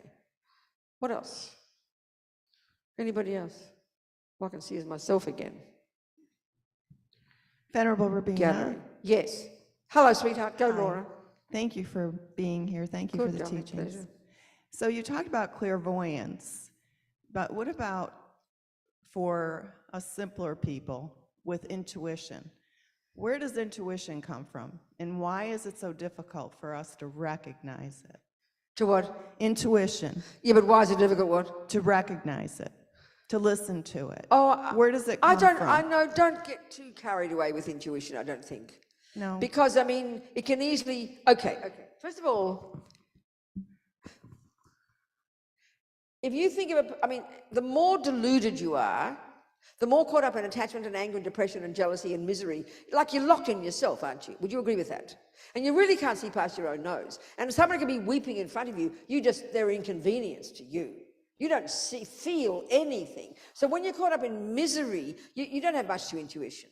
But as you loosen the grip of your self-centeredness, and as you get a feeling for the connectedness with others, then that's what intuition is. But I don't mean like, oh, I shouldn't go down that street because I'm sure I'll get raped or something. Possibly that. It's possible. But don't always mean, you don't have to try and trust it more. Use your common sense and train your intelligence to be clear. You can't just force. The intuition is more the feeling of what other people are feeling.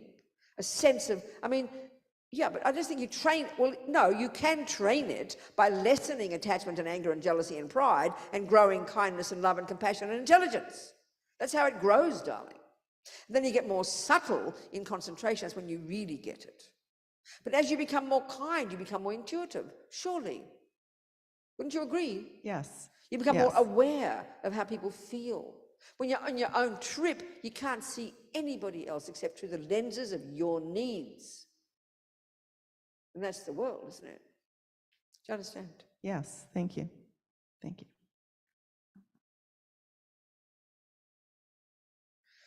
Okay, this brings me, this is not Mahamudra at all, but it brings me to this business of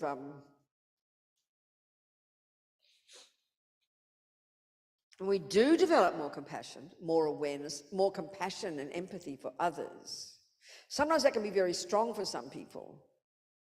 And they can't bear being around suffering. It just overwhelms them. But we've got to understand that this is a really important point. It's a bit shocking again. We think we suffer when we see suffering. We suffer because we have all these people who are suffering. Because we have compassion. We think we suffer because we have compassion. No, we have compassion, that's a virtue. But compassion cannot cause you suffering. Virtues can't cause suffering. Why we suffer when we see suffering and is we only have compassion, but we suffer because our attachment only wants things to be lovely. So what arises is your aversion to that suffering. So aversion to the suffering, wishing it wasn't there, we confuse that with compassion, but they're completely separate states of mind. So when you really got compassion, but not much attachment, you will not suffer. That's what bodhisattvas are. They get courage from seeing suffering.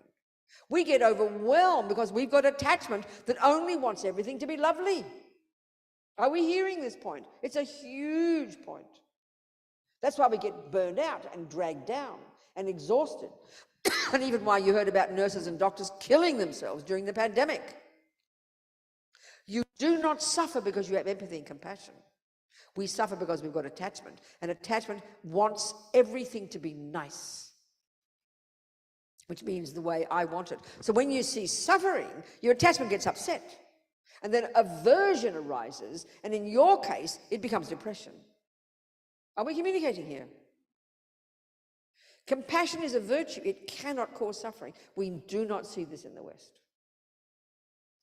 Are we communicating? So we have to distinguish these parts of our minds. It's hugely important. Because when there's masses of attachment and you're helping people, it becomes sentimental and overwhelming, and you stick your nose in and try to make everything lovely because your attachment can't cope. Like I always use the example, you've got an alcoholic brother.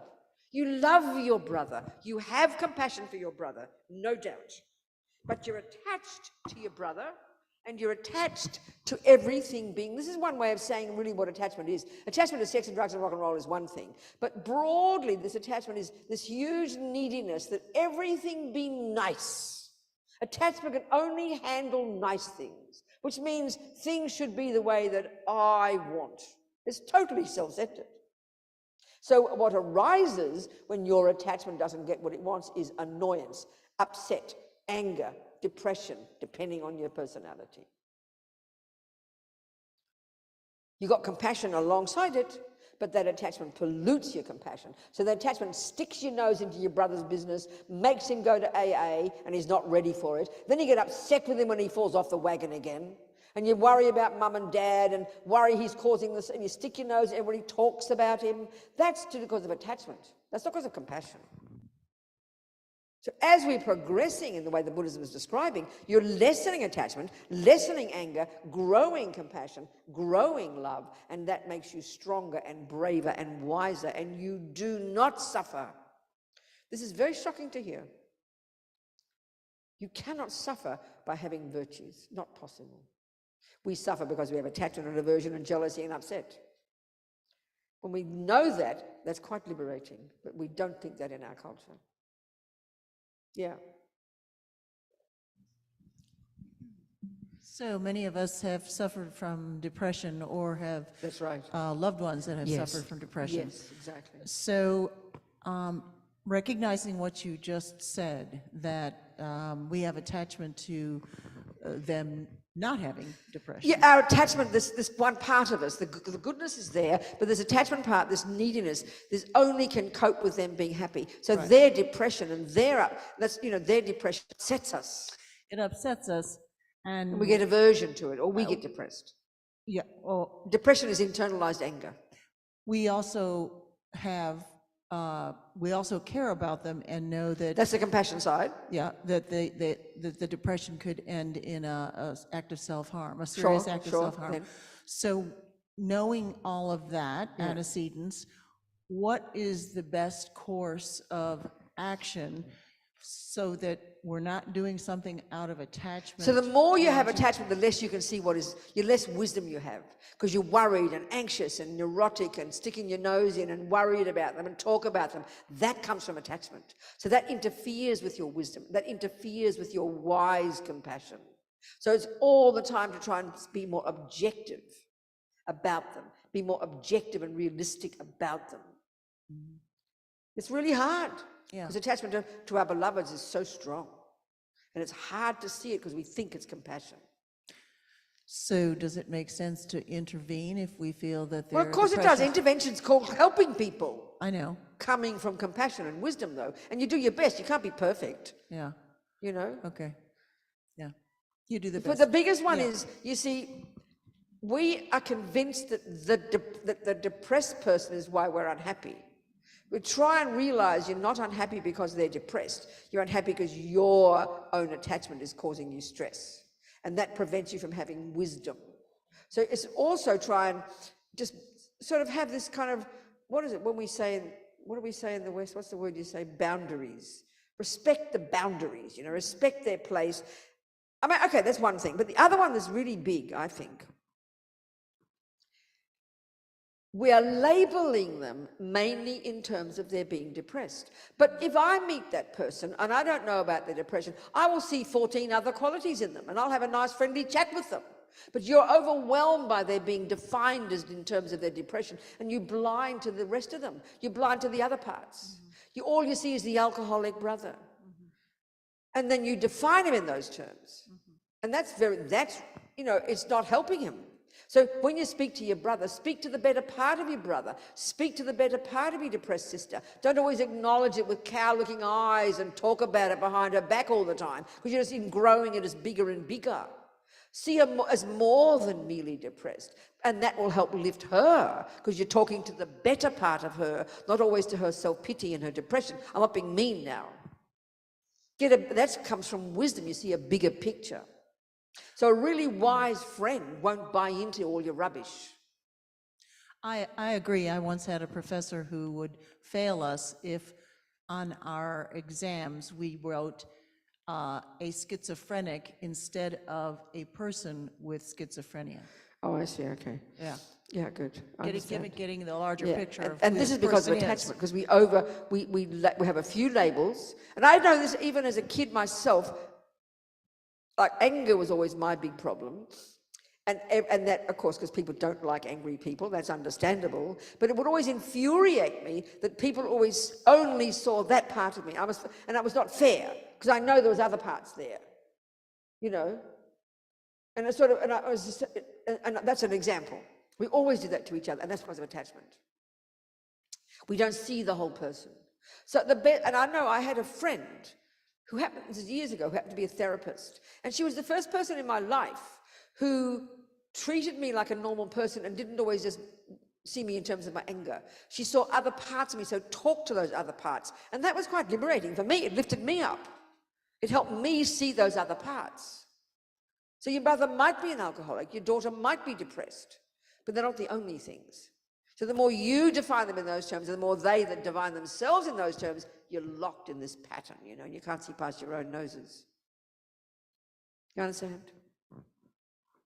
And I think too, the other one, especially in families, don't talk about them all the time behind their backs. That's what we spend our lives doing. We talk about the alcoholic brother, mum, dad talk about him, dad talks about him, the sisters talk about him, poor, blah, blah, blah, blah. Just don't talk, be rude, don't be so rude, leave the man alone. Do you understand? We just build up these pictures, narrow pictures about people. Meanwhile, you're watching like a hawk to see how you can help, for opportunities, you know. And the fact is, we mightn't be able to help them get better. We might have to accept that. And that also is another point. There I am trying to help my alcoholic brother, and I'm attached to him being better because it makes me feel better. But I judge my success by his giving up alcohol. So I assume if he doesn't give up alcohol, oh, I failed. No, maybe he will never give it up. Or your mum, especially our mums and our dads, you know, who have us by the ring, they have us by our neck, don't they? Our mums, you know, she's depressed, you don't love me, you never come and see me, that kind of mother. So you assume you fail. And what you assume is if you go and mum starts getting happy, oh, I must have done a good job. No, you did a very good job. But just because your mum doesn't respond to it doesn't mean you didn't do a good job. So we don't have to define our success in terms of whether they get better or not. We did our best. But attachment thinks it's my job to make them better. So you do your best and be happy with that. And that's why it's like, oh, what will I do? Maybe I'll do this for my mum. Maybe I'll do that for my mum. Then you go home and then, you know, you could lie in your bed. I remember one woman who was completely attached to her daughter. The daughter was like 45, and the daughter would even sleep with the mother.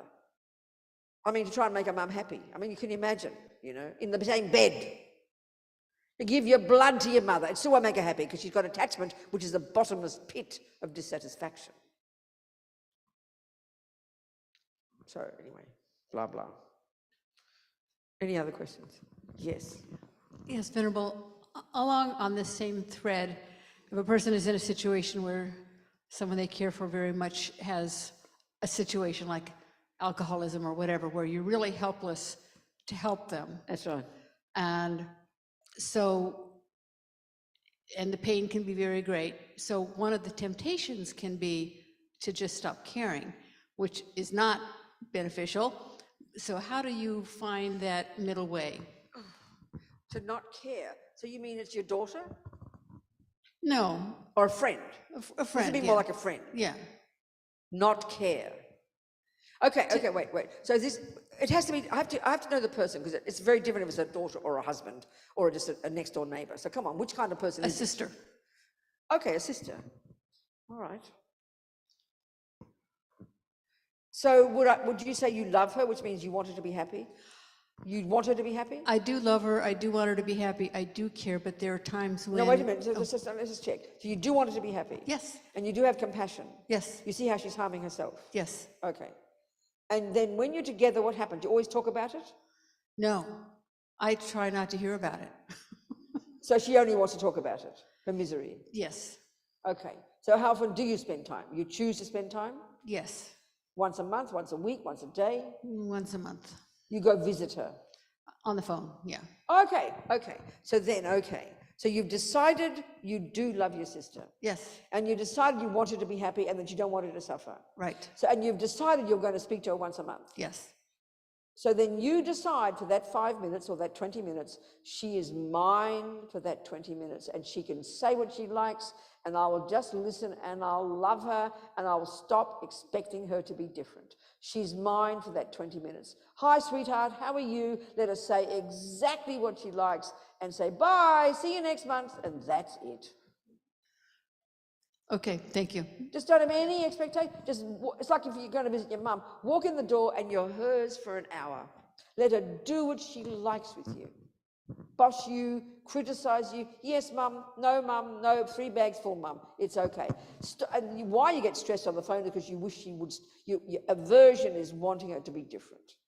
Just love her for who she is, sweetheart. Do you understand? Yes. With zero expectation of anything else. She's yours for that 20 minutes. And you call the shots. You hang up when you're ready. Okay. That's it. Yeah, I thank you. would suggest. Okay. What else, people?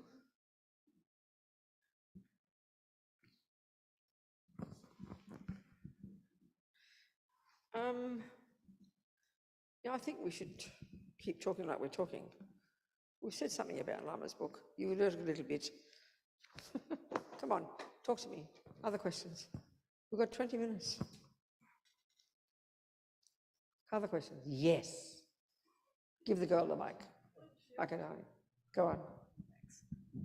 Thank you. To Buddhist elders, monks, throughout time,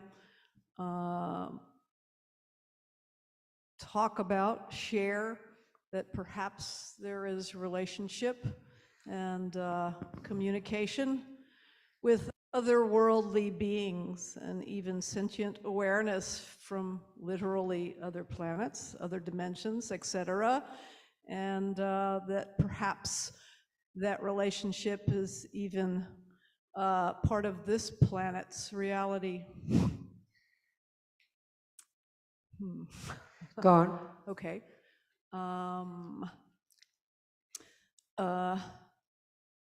It could be that there are an infinite variety of awarenesses, universe-wide, dimension-wide, many dimensions. Sure.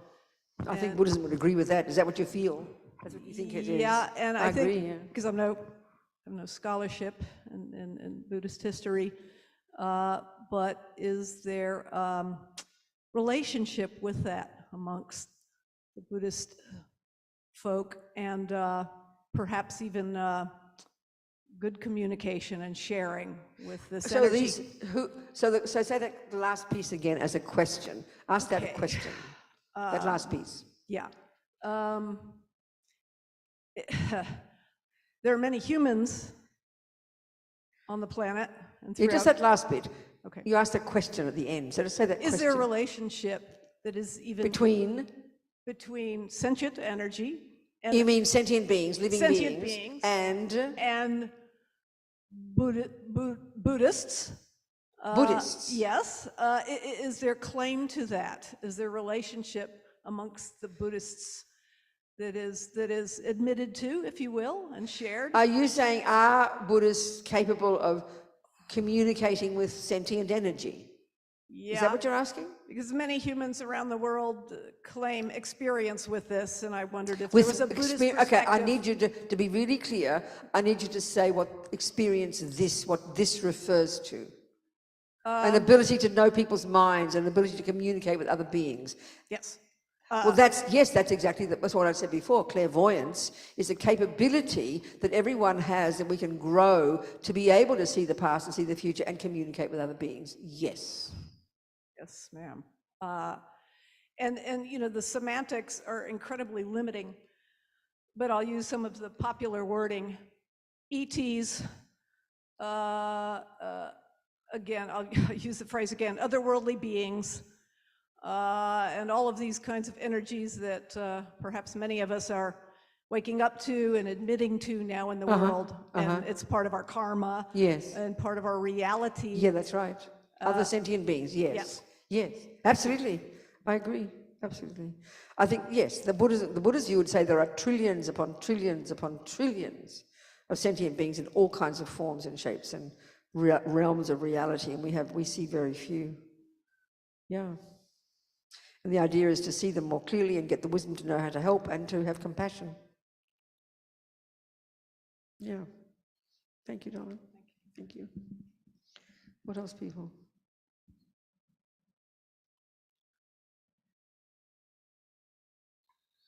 Well, I mean, we don't have to wait till 9 o'clock, do we? We can always end earlier.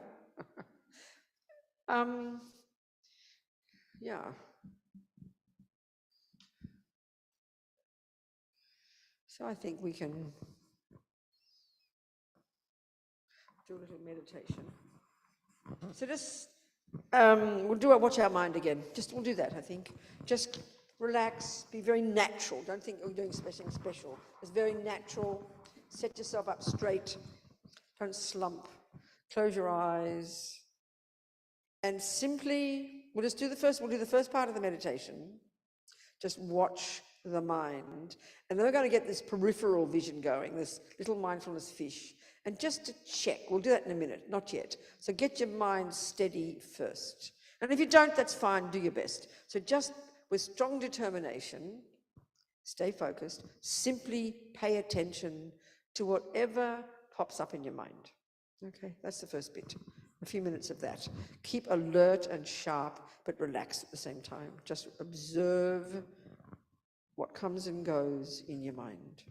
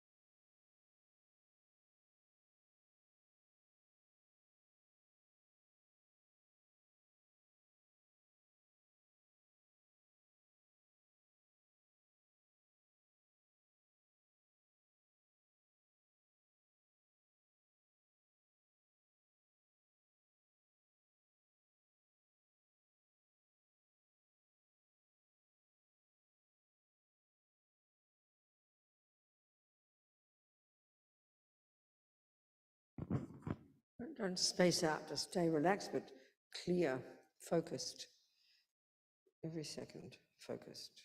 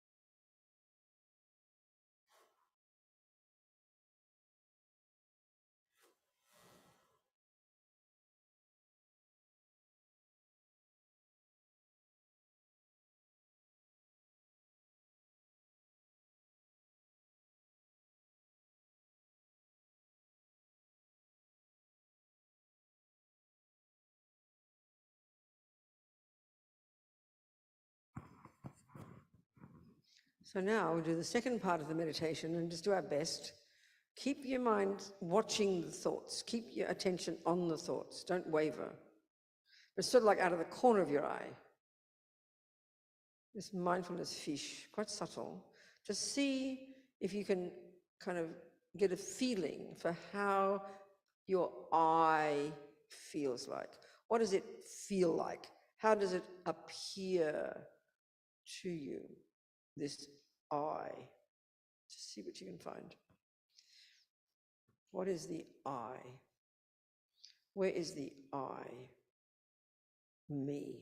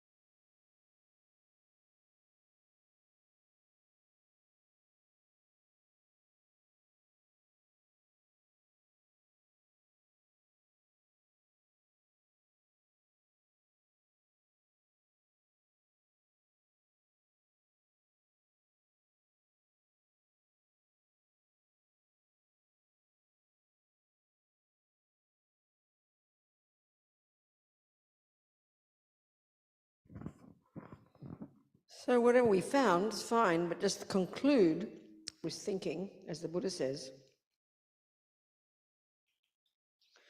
that the I we think exists doesn't. Even we're puzzled by that.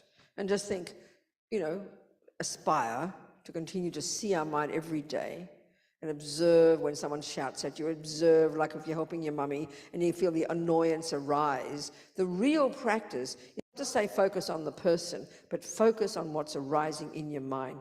Try and catch the I. And the I comes strongly when you get upset. So catch what's happening in the mind. Don't miss that opportunity. This is really powerful. So even though we know we have confidence, there is no intrinsic I, no independent I, think that there isn't one. And that may we realize one day that I is merely the name we give to these parts here. As Lama Zopa says, when we've realized emptiness, it's as if there's no I, but there is an I, but what does exist is so subtle, it's as if it doesn't. So maybe realize that and be liberated from suffering. Jangchub, Semchog, Rinpoche, Ma Ke Panam, Ke Gyuchi, Ke Panyampa, Me Payang Gong Ne Gondu, Pelba Shog. And let's just say that sweet prayer His Holiness the Dalai Lama has written for the swift return of Lama Zopa Rinpoche. I'll just recite it. Peerless teacher, an assembly of the children of the victorious ones, Shravakas, and Pratyeka Buddhas, victorious Losang, father and sons, along with the lineage masters, all the objects of refuge of infinite lands, please bestow the virtue and goodness of accomplishing this prayer here and now. Holding and spreading the Muni's precious and complete teachings through explanation and practice, you wore the armor of patience that is never discouraged. Incomparable, venerable Guru, to you I make request. While striving single-pointedly for the sake of the victorious one's teachings, the sole gateway through which all benefit and happiness emerge, and from other living beings, and you suddenly departed to peace. What a great loss. Nevertheless, through the undeceiving truth of the blessings of the ocean of the three jewels and the great waves of bodhicitta of the children of the victorious ones, may the smile of a reincarnation swiftly beam in glory for fortunate disciples. Okay, sweethearts. So see again some of us tomorrow, and we'll start talking about Lama Zopa's book, How to Face Death Without Fear. Okay, thank you.